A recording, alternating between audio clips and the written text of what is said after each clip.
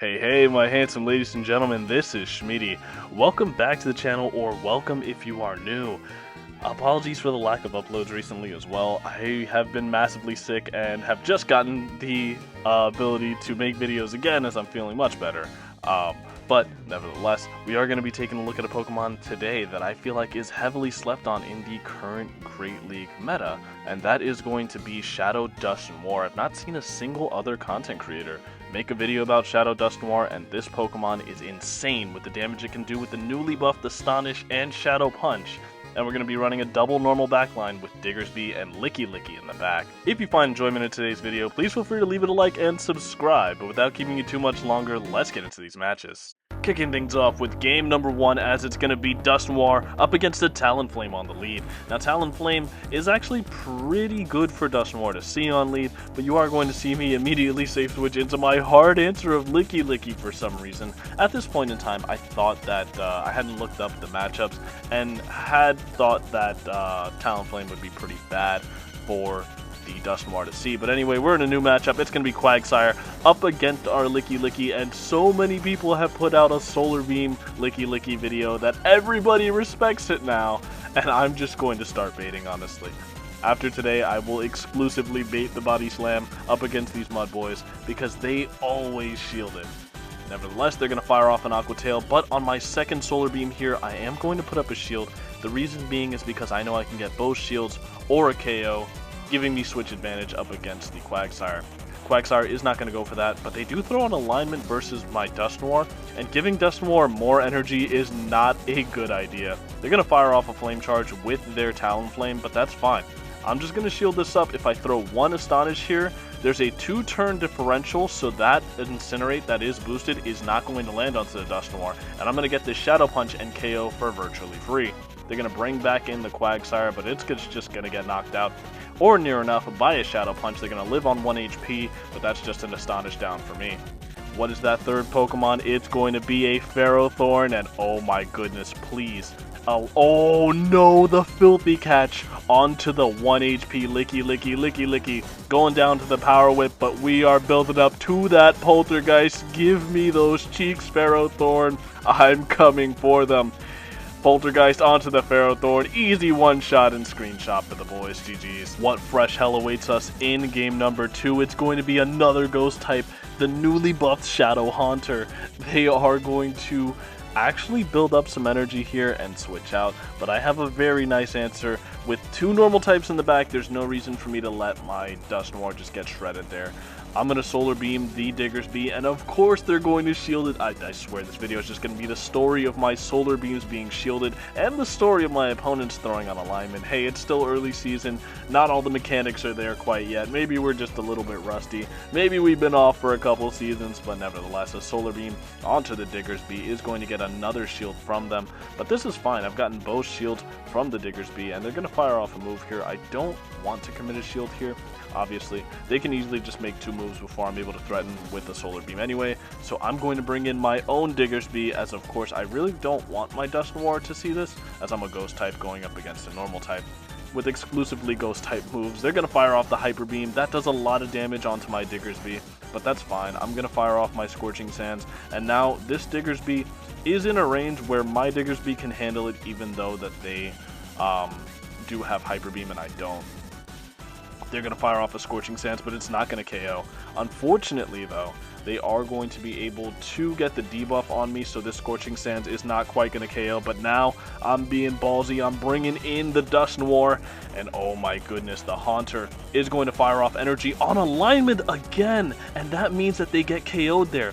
Back in comes the Diggersby, but Diggersby again cannot stop throwing on alignment. That's another free Astonish that's going to KO the Diggersby, and in the back is Azumarill. Azumarill not quite ready, we're debuffed, but does that matter? No, the Poltergeist does infinite damage to the Azumarill. We're looking for the Shadow Punch here. Shadow Punch is going to do some solid damage onto the Azu here, and it all comes down to this. They did use their energy there. This is a very close game. I think we're going to need to farm them down or make a Fire Punch. It's not going to happen with the Fire Punch, but we get the farm down. GG's. In the next game, a pretty uncomfortable lead. It's going to be Dusknoir going up against the Gastrodon. Now, although Gastrodon is going to be hitting for double resisted damage with body slams, I don't like the amount of damage that they can do with Mud Slap, so I am going to switch after throwing one Astonish into my Diggersby. Diggersby firing off the Scorching Sands. They're going to fire off a move of their own here, very likely to be the Earth Power, but Diggersby's so thick it can tank it no problem, and in comes the Jumpluff. Now, Jumpluff, a little bit problematic for this team. They're non-shadow, so they're very likely to be on Energy Ball and Acrobatics. This is going to be the Energy Ball here. I'm not going to shield it. It is going to KO the Diggersby. It's a very powerful move, of course. But now I get to bring in my Licky here. And again, these opponents, I don't know if they just don't know timing. Maybe that's indicative of my skill level, but I don't know. They're going to lower my defense with the Energy Ball there. That's a pretty low chance. That's a little bit unfortunate for me. Body Slam onto the Jumpluff, nearly picking up the KO. They're going to fire off another move here. Not the best thing for me to see, though. They are going to fire off the Aerial Ace. Now, generally, non-shadow does prefer to be on Acrobatics. Again, giving me another free Astonish. I'm just going to shield this up. And now, with an energy lead, Dusknoir is really scary. It's going to be a Powder Snow. Very important differential there. Powder Snow Alolan Sandslash in back that I'm going to be able to make several Shadow Punches against. Another Shadow Punch onto the Sandslash is going to either get big damage or a shield from them. Look at the damage on that move. That is a neutral move. I'm going to shield up here. And if they make a move here, I'm looking to catch onto my Licky. I get the snipe with the Body Slam, but I've got 2 Body Slams loaded, and they want nothing to do with the smoke from the Licky. In comes the Gastrodon, but that's fine. I'm bringing in the Licky for a reason. We're going for the Body Slam. We just need chip on the Gastro here. Didn't shield that slam, so one Astonish is going to KO. GG's to this trainer. Ooh, one of the worst possible leads in the next game. Dusknoir finds an Umbreon. That's not very good. I'm going to switch out into the Diggersby, only to be met with a Poliwrath. And so far, we've hard lost lead and hard lost switch. Pretty bad for me so far, but hopefully we can make something happen here. They're going to fire off a move of their own after shielding up my Scorching Sands, and I'm going to no-shield it. Looking to get another Scorching Sands here, and I am. Another Scorching Sands here is going to do some solid damage onto the Poliwrath here, and now I can just bring in my Dusknoir here for the farm down. Once again, opponents throwing on Alignment versus Astonish. Maybe they're just not used to seeing Astonish and they're just intimidated by it. They are going to fire off the Ice Wind. I'm going to shield it up. They're going to bring in the Umbreon and fire off a move onto me. I'm going to commit a shield here, bank a massive amount of energy, and of course, debuffed, I don't want to throw this energy into the Umbreon, so I'm going to switch out. It's going to be a Jellicent in the back, and please tell me they don't know. We have one win con here, and our win con is very clear. We have to send this Solar Beam at the Jellicent right now. Solar Beam, we're charging it up fully. Does it land onto the Jellicent? Yes, it does. Get that Jellicent out of here. And now, what was looking like a game where our back was to the wall is now looking possibly winnable. This Umbreon now is against the world versus a Licky and a Dusknoir with nearly 100 energy. They're going to fire off a move onto the Licky. We're going to be able to absorb it and just keep farming up. We're going to bring in the Dusknoir, firing off at a Shadow Punch here, and Shadow Punch was hoping to get a shield. Maybe they shielded a Shadow Ball because that would have did a lot of damage, much more than a Body Slam would have done. But they are not going to bite, but they're going to shield the second Shadow Punch, which could have only been a Shadow Punch. And now, we're going to be able to reach a third Shadow Punch, and now, because this Umbreon did not throw sooner, they have solidified their fate in this game. They just don't know it yet, but Umbreon loses CMP to the Licky, so even though they have the Dark Pulse here, we're going to be able to win CMP with the Body Slam, and this game is over. GG's to this trainer. A very uncomfortable lead in this next game. It's going to be Dusknoir leading into a Gastrodon, and of course with the fast move pressure, Gastrodon is able to output with the Mud Slats. I'm not really comfortable with staying in there, so we're going to switch out into our Licky. They're going to fire off a move just before we're able to make our Solar Beam, so very good counting by this trainer, firing off the Earth Power, and Earth Power does a sizable amount to our Licky, getting us very low. We're going to fire off the Solar Beam. In comes a Ludicolo, and Ludicolo on Razor Leaf, nearly able to farm us down, but we're able to make the last second body slam, and this will pick up the KO if they do not put up a shield. Fortunately, they do not put up a shield, and it's going to be the Wall Rain in the back. Knowing that I need this alignment on my Dusknoir, I am going to bring it in here. They're going to fire off a move here. It's going to be an Icicle Spear, which will do a lot of damage to us, but now we're going to be able to fire off one Astonish and a Shadow Punch, and a Shadow Punch here is going to start adding up, so they more than likely are going to put up a shield. They put up the shield, I bring in my Diggersby, and Diggersby is going to be building up energy. They're going to fire off an Icicle Spear. I know I'm going to be comfortably able to live one, especially since they're non-Shadow, and now I'm going to fire off the Fire Punch, but this was a CMP tie, so I am going to have to put up a shield, but I will force a reaction from this Wall Rain. Are they going to give up the last shield to try to preserve this Wall Rain is the question. They've seen my entire team, they want to preserve the Wall Rain, and now they're going to bring in the Gastrodon to get what value they can out of the Gastrodon. We're going to fire off a Scorching Sands onto the Gastrodon, and now we can fire off the Scorching Sands, bring in the Dusknoir, one Astonish, and the Shadow Punch will solidify the end for this Gastrodon. Gastrodon going to get KO'd by the Shadow Punch. Back in comes the Wall Rain. They're going to be able to farm us down, but we have a shield, and if we make this Fire Punch, this is going to be game over for the Wall Rain. Not a very high base power move is the Fire Punch, especially not from a low attack Pokemon like the Diggersby, but we're able to take that win. And now I left this in for a very good reason. We get the 5-0 set with this very crazy team that I was running. We are going to find the most unfortunate lead ever. It's going to be Shadow Dusknoir leading into a Wigglytuff, and with no play there, I'm forced to immediately safe switch into my Licky. Licky just going to fire off Body Slams immediately, trying to put some pressure onto this Wigglytuff and take some of its health away. We are going to chip it just a little bit before they bring in their Victory Bell, and at least the Victory Bell is here and not on my Diggersby. That could have been a much bigger problem. But we're going to be able to make another Body Slam here. They know Shield 1, and now Body Slam number 2 is going to force a shield, and we are already at Body Slam number 3. Body Slam number 3 is going to force a shield or switch advantage here. And of course, with these teams, you never want to give up switch advantage, so they're not going to do that. They're going to fire off a move with their Victory Bell here. At this point, I'm thinking if it's a Leaf Blade, I'm willing to sack my Dusknoir, but fortunately, it wasn't a Leaf Blade. It was actually just going to be the Acid Spray. Now check this out. I don't remember this being in the patch updates for this season, but Wigglytuff apparently gets Drill Run now. Anyway, they're going to bring in their Dugong in the back, and it's going to be a Scorching Sands from my Diggersby landing onto the Dugong. Unfortunately, we are currently debuffed. We do have a place for our Dusknoir to go up against this Dugong. I'm going to put up a shield on the Icy Wind as it is super effective damage, and I need my Diggersby to have health. They're going to be able to reach another Icy Wind here, and because I didn't throw a Fire Punch to burn the switch timer here, I lose. I'm going to be able to make a Shadow Punch here, but this just realistically isn't going to be enough of a difference to flip the game.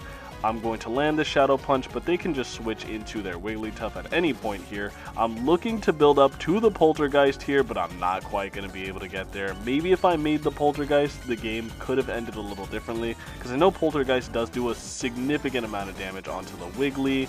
We're going to have the Fire Punch banked, and we're going to get the farm down. We're going to tap the Scorching Sands here, but lose CMP to the Dugong, and we lose to the cringiest team I've seen all season.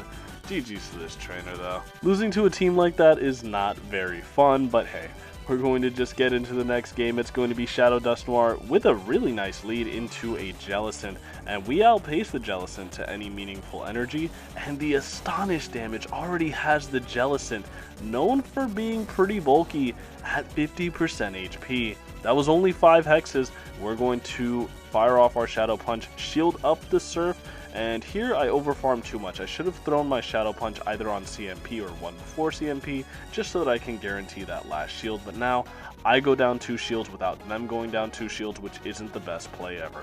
We're going to fire off a Shadow Punch here. This could be a big move, so they are going to shield up. One more Astonish and the Shadow Punch, and then I'm just going to switch into my Licky Shadow Punch. Massive damage onto the Abomasnow there. Double Shadow makes that damage absolutely terrifying. So we are going to bring in Licky Licky, and Energy Ball does do a lot of damage, but we are going to be able to roll out down the Abomasnow. What does this trainer decide to do in the back? It is going to be a Venusaur, and we are going to fire off a Body Slam onto this Venusaur. Venusaur gonna have a tough time getting through 3 Pokemon essentially by itself. I'm gonna throw another Body Slam, and the Venusaur's health is getting increasingly low here. Body Slam getting the Venusaur very low. We're gonna be able to make another one. I don't throw it and bring in Dusknoir instead, but the Astonish down is too powerful. They resign the match. GG's. We've reached the final game of the video, and it's going to be a pretty nice lead.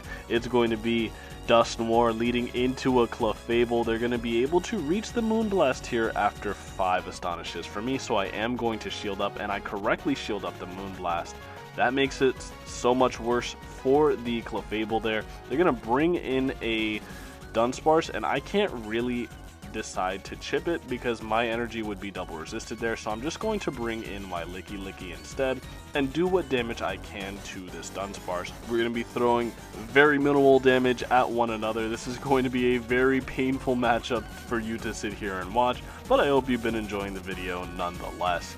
We're going to be able to reach for a Solar Beam here, trying to save you guys a little bit of time here, and hopefully they are not going to shield this. Solar Beam onto the Dunsparce, picks up the KO, and now it's a double normal backline with a Licky Licky in the back, and I am going to tap my Body Slam here. I think that rollout may have just knocked out. We're going to see, can I make the double Body Slam? No, I get KO'd just before making it, and now we have the desirable alignment though. Since we were able to flip that Dunsparce matchup, we are going to bring in our Diggersby, but they're running Solar Beam too, and I disrespected it.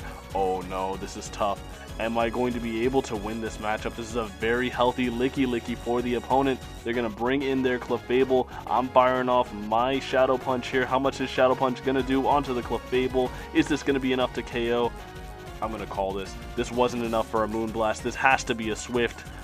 And it is the Swift. Swift not going to do a lot of damage there as it's double resisted. Speaking of double resisted, we're reaching for the Poltergeist. How much damage is this going to do onto the Licky Licky? They're going to put up a shield. They're not interested in finding out. They're going to fire off a move onto my Dusknoir here. A Body Slam may very well come close to knocking out, but it's not quite close enough. We're going to reach a Shadow Punch here, and Shadow Punch is going to get this Licky Licky ever so closer to getting KO'd. They shield up the Shadow Punch, and it was a CMP tie. This is very bad for the opponent. It's going to be the Body Slam, but that KOs, and now I have the Scorching Sands loaded for this Licky Licky. This is going to be game over. GG's to this trainer. If you made it to this point in the video, thanks so much for watching. It really means a lot to me, and I really wanted to say I have a lot of belief in Shadow Dusknoir in this coming season. Not only for the Ultra League where people predict it to be best, but for the Great League as well. It put in a substantial amount of work in a lot of the battles, as you have seen, and my success with it I don't believe to be a fluke. I find it very hard sometimes to recommend things, because if I recommend the wrong thing, a lot of times it can be I spent this much dust and I went this negative with this team, and honestly, I don't want to be responsible for that, but I actually have a lot of faith in Shadow Dusknoir, and it is recommended that you run Shadow Ball, but Shadow Ball is a legacy move, so if you don't have access to an Elite TM, Poltergeist works just fine and does do a lot more damage. But with all that being said, thanks again so much for watching. This has been Shmeaty. I hope to see you guys again next time, and have a good rest of your day. Bye.